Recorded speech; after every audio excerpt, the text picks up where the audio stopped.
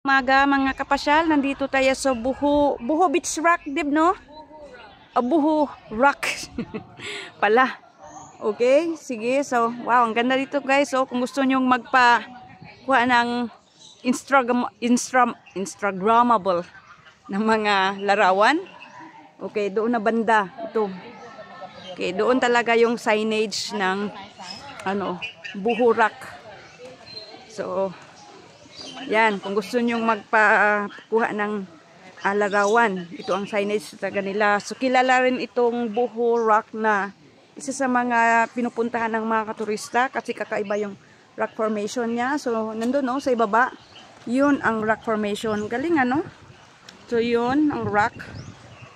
Kaya may hagdan doon. Pupunta tayo mamaya dyan. I mean, yeah, titingnan natin. Kasi this is a walking tour guys. So at least kahit papaano alam nyo kung anong itsura ng lugar na ito. Okay. Okay, dito tayo. Wow. Yan, makikita magandang view doon, no? Tingnan nyo mga kapasyal. Magagandang view, oh.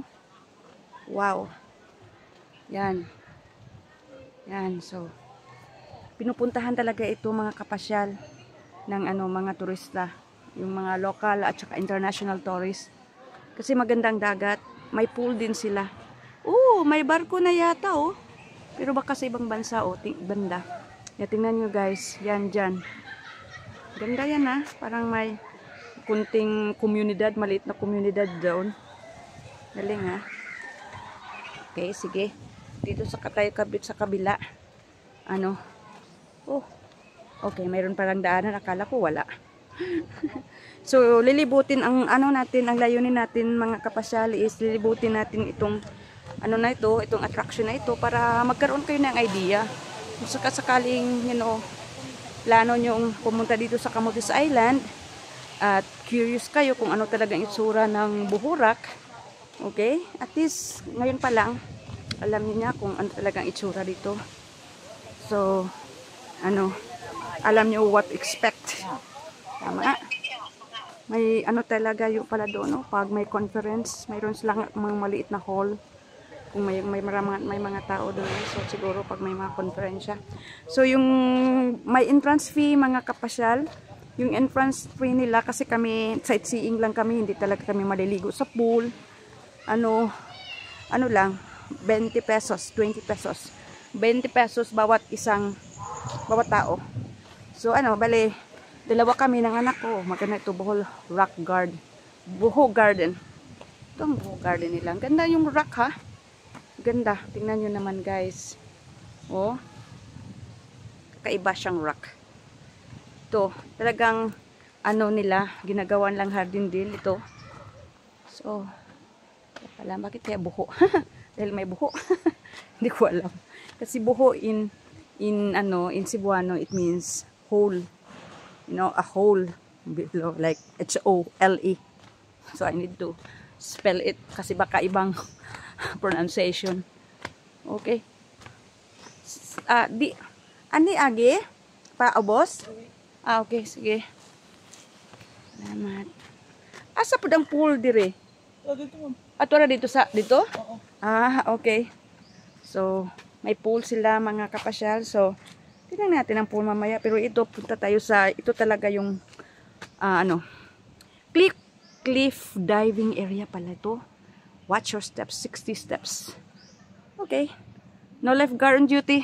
Strong currents, swim at your own risk. Pero wala namang matatawag natin, magandang dagat ngayon. Okay. So, wow, 60 steps ito mga kapasyal, ha. This is nice. So, talaga, makapag-ehersisyo talaga. So, kung kulang tayo sa ehersisyo, itong magandang ehersisyo. Kasi, yung hagdan, mataas ang hagdan. Okay? Pero, sementado, so walang problema. Okay? Ito, rocks ito ha, sa gilid. Mga bato, malalaking bato. Kaya pala tinatawag Buho Rock. Siguro yung Buho is a place. And then, tinatawag rocks kasi, of course, itong bato na ito ay nasa Buho. Yun ang yun ang palagay ko, ha. Sa isip ko lang. Anyway, ang ganda na doon, guys, oh. Ganda na din doon tingnan. Ay naku, ingat lang. Baka sa kakatingin ko sa sa view, hindi ko yung hagdan, mahuhulog pa ako. Nako, hindi ako makauwi ng Bohol dito. Alam mo guys, nakapasyal taga Bohol ako. Hindi na na ako. I am 56 years old actually. And gusto ko bago ako, bago ako tatanda ng lubusan, gusto kong makikita yung iba't ibang lugar. So this serves as my memories. Kung sakasakaling hindi na ako makapagbiyahe, hindi na ako makapaggala. So yun. So kaya at ibinabahagi ko naman sa inyo ang mga lugar na ito para magkaroon ka talaga kayo ng idea kung ano talaga yung sura sa mga lugar. Kasi minsan kasi sa Facebook at saka sa Instagram, ina-advertise lang nila yung magaganda. Parang kulang. Parang hindi mo talaga alam kung, you will not have, intelligent, how can you say it, understanding kung ano talaga yung sura ng lugar. Oh, mayroon palang dito, hagdan. Tingnan natin. Oh, so pwede pa na dito ha. Oh, pwede dito, ang ganda ng tubig guys. Parang gusto kong maligo. Kaya lang, wala kaming plano maligo ngayon kasi kahapon, ligo na kami sa mga yunib, sa mga kuweba. Ang galing ha. Yun, tingnan niyo guys. Ipakita ko sa inyo. Kaya pala, ang laki ng yung talaga yung bato. Alam niyo yun? Okay, sige, balik tayo guys. Balik tayo. At titingnan natin yung iba pang lugar. Tapos yung anak ko, naghahanap kung saan siya magpipicture. Smile. Yes, smile. Okay. So, yung anak ko, naghahanap kung saan siya magpo-posing. Okay. Yun. Yan. At least, mayroon silang dito kung gusto kang magpahinga. Galing ha.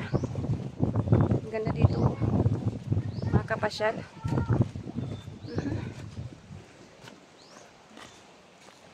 Yan, may naliligo pala sa ibaba naliligo sila kasi magandang dagat. Okay, isa cottage.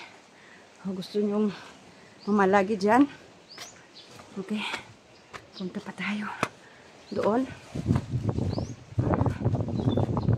Ito. Yan.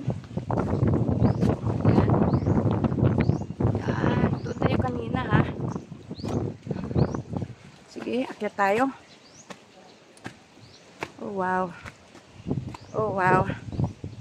So I think this is dirt. Dito parang cliff diving. Cliff diving ni Dib, no? Yeah. So this is a cliff diving place, itong Bohol Rock. So pwede kayong mag-dive. So yan. Kung kaya nyo yan, ewan ko. Ako hindi ko kaya. Yeah, at saka ito. Pwede rin ganito. Ay, nakakatakot naman ito guys. Hindi ko kaya to. Pero sa mga, malakas ang loob, bakit hindi? Subukan. Tama? Yan. Wala namang masasama kung susubukan. Kung kaya. Pero kung hindi kaya, wag na lang. Kasi walang dito. Walang, Walang, walang taong nagbabantay. Yan. Andun, ang ganda doon, guys. Ganda dyan, ha? Yan. Yan. So, yun ang pinakababa. Okay, na nagda-dive. Ilan ko ilang metros yan. Kahit yan, hindi ko kaya yan, ha? Okay, yung iba umuwi na. Yun ang pinakamataas yung doon, Yan. Ang pinakamataas. Tapos ito naman ang medyo ewan ko kung ilang feet o meters yan. Wala kasi ako mapagtanungan dito kasi wala masyadong tao kasi hindi magandang panahon. Masungit ang panahon. Wala masyadong mga barko. So, ang mga taong pupunta dito, hindi makapunta kasi walang biyahe sa ngayon. Kami nga, hindi pa nga kami sigurado kung makauwi kami bukas. Kasi tingnan pa namin kung yung may barko ba bukas. Sana meron. Kasi baka ma-stranded kami ng isang araw dito. At marami pang gagawin sa bahay. Okay, punta tayo doon. Okay. Kasi ito nila, so hindi pwede tayo makakyat. Why not? Sa gilid. Kasi gusto natin tingnan tayo yung diving board nila. Puntahan nga natin. Okay. Ay. Nako. Ito. Ang diving board nila. So, kung kaya mo, natatakot nga ako eh. Baka bigla tayong mahulog. Yan. Yan pala. Hindi ako tatalon, okay? Takot ako.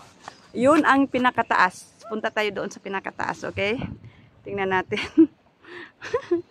Ay, nako. Pero masaya ha. Kahit tingin-tingin ka lang sa lugar. It's very good. Okay?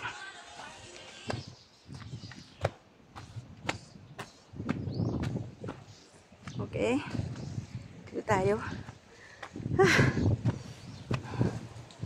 Mahangin na mainit. Hindi ko maintindihan.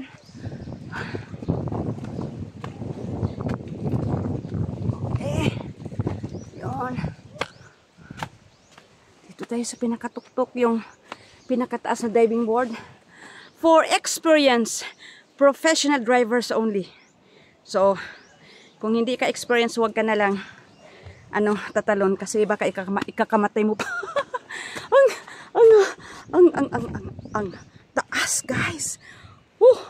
Ayoko nang pupunta doon, manulula ako, natatakot ako. Pero ang taas it's so scary. Ayoko na pupunta doon kasi natatakot ako. Okay. Ito yung view niya dito. Okay, sige. Babalik na tayo. This, kahit paano, you have the idea now kung what this place really looks like. Okay? You know, without, hindi mo pinipili talaga kung alin ang maganda, lahat nakikita nyo. Okay. So, guys, doon tayo babalik mamaya. Aakyat tayo doon. Okay? Yan, mamaya pagbalik natin sa taas. Okay, so guys, kung nagustuhan ninyo ang ating ginagawa, up close and personal with the places para magkaroon tayo ng alaala. Okay, paki-subscribe ng channel. Okay, and see you in our next lugar na pupunta natin. Paalam, ingat!